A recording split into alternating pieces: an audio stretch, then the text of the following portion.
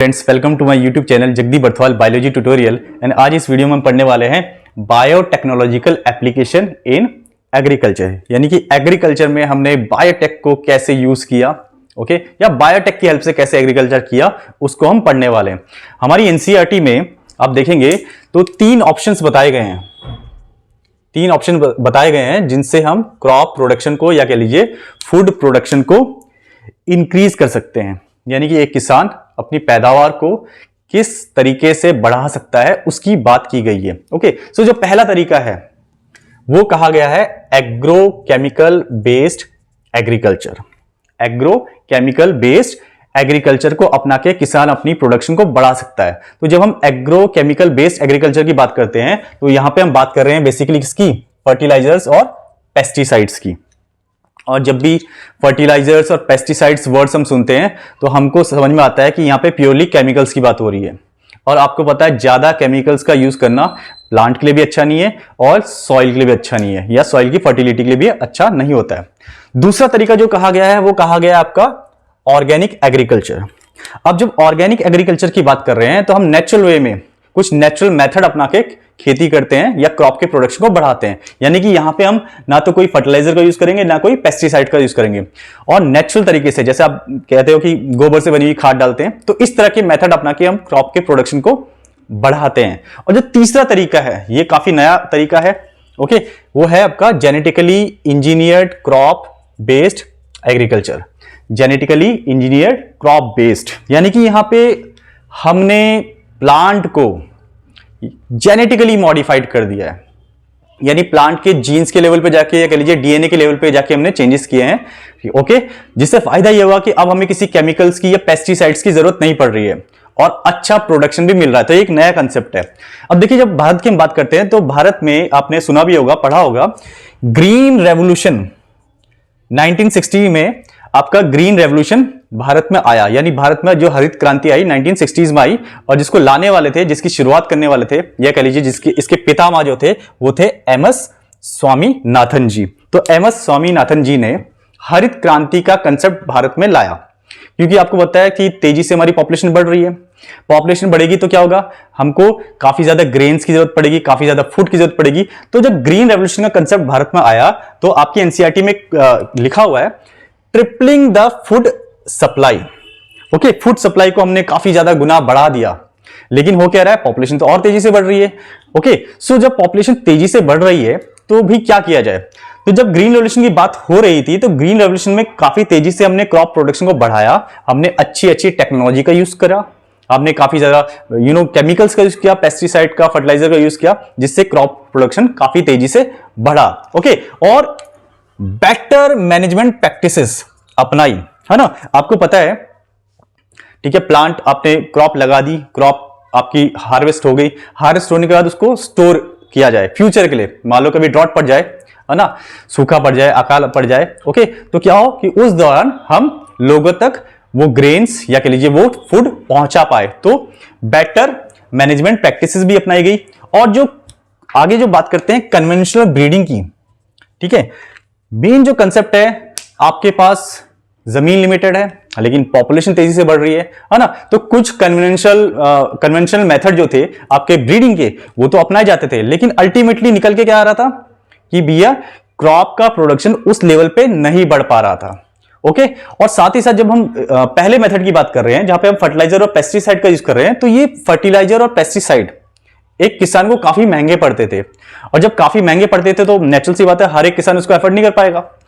तो फिर साइंटिस्ट लोगों ने सोचा है कि यार क्या ऐसा तरीका अपनाया जाए जिससे जो किसान है वो पेस्टिसाइड्स पे, है ना, फर्टिलाइजर पे कम निर्भर हो जाए।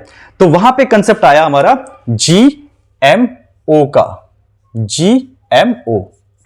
जीएमओ यानी जेनेटिकली मॉडिफाइड ऑर्गेनिज्म। अब यहां पे तो हम क्रॉप की बात करें, यानी कि हम क्रॉप को ही ऐसा मॉडिफाइड करने वाले हैं जिससे हमारी जो निर्भरता है पेस्टिसाइड पे, इंसेक्टिसाइड पे, या कह लीजिए फर्टिलाइजर्स पे या केमिकल्स पे, वो कम हो जाएगी और प्रोडक्शन बढ़ेगा।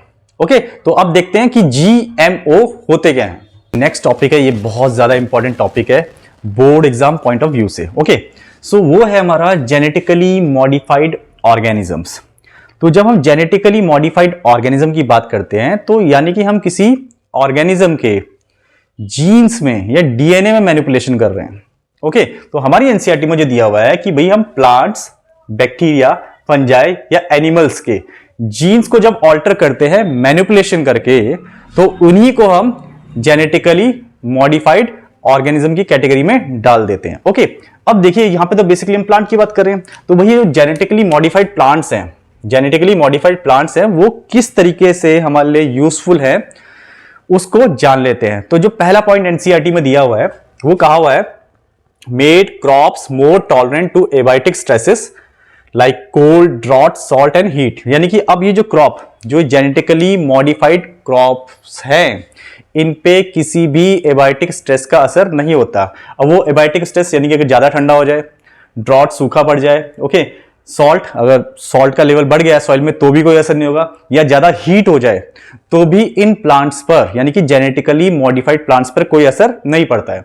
नेक्स्ट हमें एनसीईआरटी में दिया है, reduced reliance on chemical pesticides, bracket में दिया हुआ है पेस्ट रेजिस्टेंट क्रॉप्स, यानी कि reduce reliance on chemical pesticides, यानी कि हमारी जो निर्भरता थी या किसान की जो निर्भरता थी, जो भरोसा था किस पे, पेस्टिसाइड्स पे, ओके, वो अब कम हो गया, क्योंकि अब ये जो प्लांट्स है ये पेस्ट रेजिस्टेंस है, ये पेस्ट रेजिस्टेंस इनके अंदर ऑलरेडी पहले से प्रेजेंट है, तो इन पे कोई पेस्ट अगर हमला भी करता है तो इन पे कोई असर नहीं पड़ने वाला है, यानी कि हमको बाहर से अब कोई पेस्टिसाइड डालने नहीं पड़ेंगे। नेक्स्ट है help to reduce post harvest losses. Okay, भाई किसान ने अपनी क्रॉप तैयार कर लिए, हार्वेस्ट कर लिए, अब ऐसा तो नहीं कि सारा का सारा एक टाइम पे वो कंज्यूम कर लेगा, कुछ वो बेच देगा, कुछ वो स्टोर करके रखेगा फ्यूचर के लिए। तो जो पोस्ट हार्वेस्ट लॉसेस होते थे उनसे भी ये प्लांट अब बचे हुए हैं। ओके, इनको हमने इस तरीके से मॉडिफाइड कर दिया है। Next, increased efficiency of mineral usage by plants, this prevents early exhaustion of fertility of soil.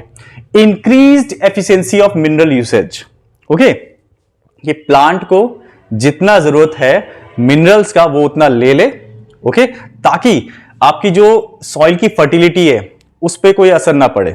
Okay, soil की फर्टिलिटी पे असर ना पड़े, प्लांट को जितना जरूरत है उतना ही वो सॉइल से अपने एसेंशियल मिनरल्स ले ले। ओके, और लास्ट में बड़ा इंपॉर्टेंट पॉइंट है और ये बोर्ड एग्जाम में पूछा भी गया था इस पे question, enhance nutritional value of food.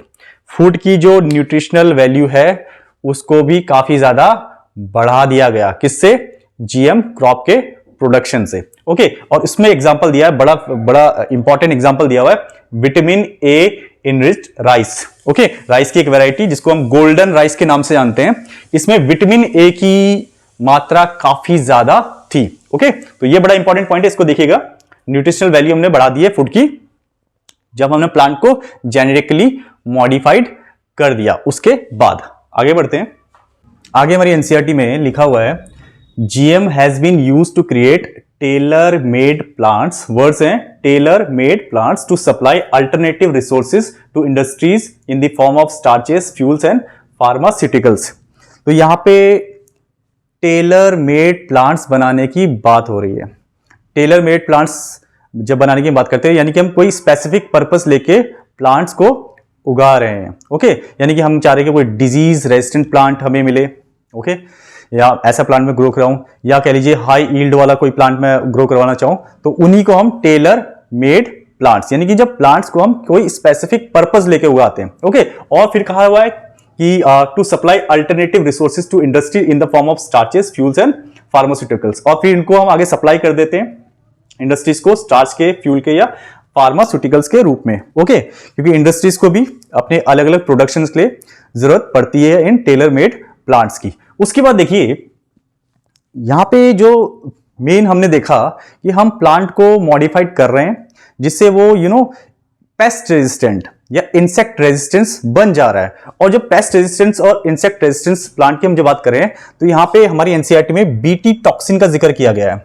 Okay, तो बीटी टॉक्सिन जो हमने एक बैक्टीरियम से लिया है जिसको हम बैसिलस thuringiensis कहते हैं और शॉर्ट में हम उसको बीटी कहते हैं, यानी कि इस बैक्टीरिया से, बैसिलस thuringiensis से हमने ओके, एक जीन एक्सट्रैक्ट किया जो एक टॉक्सिन प्रोड्यूस करेगा जिसको हम कहते हैं बीटी टॉक्सिन। ओके, और इस टॉक्सिन को हम जब किसी प्लांट में इंसर्ट कर देते हैं, प्लांट में डाल देते हैं, उसके जीन के साथ जोड़ देते हैं, तो वो सेंट्रल डोग्मा की प्रोसेस को फॉलो करते हुए, ट्रांसलेशन करते हुए वहां पे इस टॉक्सिन को बनाता है। ओके, इस प्रोटीन को बनाता है, बीटी टॉक्सिन को बनाता है। और अगर कोई इंसेक्ट, कोई पेस्ट उस पर हमला करता है, उसको खाता है, तो वो मर जाता है। तो यहां पे हम बिना किसी इंसेक्टिसाइड के यूज किए हुए प्लांट को इंसेक्ट रेजिस्टेंस बना रहे हैं। ओके, तो इस तरीके से हम प्लांट को पेस्ट रेजिस्टेंट बनाते हैं, सिर्फ एक बीटी टॉक्सिन बनाने वाले जीन को इंसर्ट करने के बाद। और इसकी वजह से हमें अब इंसेक्टिसाइड की जरूरत नहीं पड़ रही है। और ये जो बीटी टॉक्सिन है जो हमने प्लांट में बनवाया और आगे जाके जब उसको इंसेक्ट ने खाया, इंसेक्ट मर गया, तो एक तरीके से ये एक बायो पेस्टिसाइड बन गया हमारे लिए। पहले हम जब जनरली पेस्टिसाइड की बात करते हैं तो हम केमिकल्स की बात कर रहे हैं, लेकिन यहां पे हमने क्या किया, हमने बैक्टीरिया से जीन एक्सट्रैक्ट किया है, एक लिविंग ऑर्गेनिज्म से जीन एक्सट्रैक्ट किया है। ओके, जो एक टॉक्सिन बना रहा है, बीटी टॉक्सिन बना रहा है, या एक ऐसा प्रोटीन बना रहा है जिसको खाके इंसेक्ट मर जाता है। तो लिविंग ऑर्गेनिज्म से एक्सट्रैक्ट किया, प्लांट में डाला, प्लांट में डालने के बाद वो टॉक्सिन वहां बना और उसको जब इंसेक्ट ने खाया तो इंसेक्ट मर गया। तो यहां पे हमने किसी केमिकल का यूज नहीं किया और प्लांट का भी नुकसान नहीं हुआ उसमें। ओके, और इंसेक्ट भी मर गया। तो ये एक तरह का बायो पेस्टिसाइड हो गया। अब इस जीएम के थ्रू ये जो जेनेटिकली मॉडिफाइड ऑर्गेनिज्म हम जो बना रहे हैं, या जो जेनेटिक मॉडिफिकेशन कर रहे हैं, इससे हमने काफी सारे प्लांट्स को इंसेक्ट रेजिस्टेंट बनाया है। और हमारी एनसीईआरटी में बड़े इंपॉर्टेंट एग्जांपल दिए हुए हैं। ऐसे ही हमने बीटी कॉटन के प्लांट को भी हमने इंसेक्ट रेजिस्टेंट बनाया।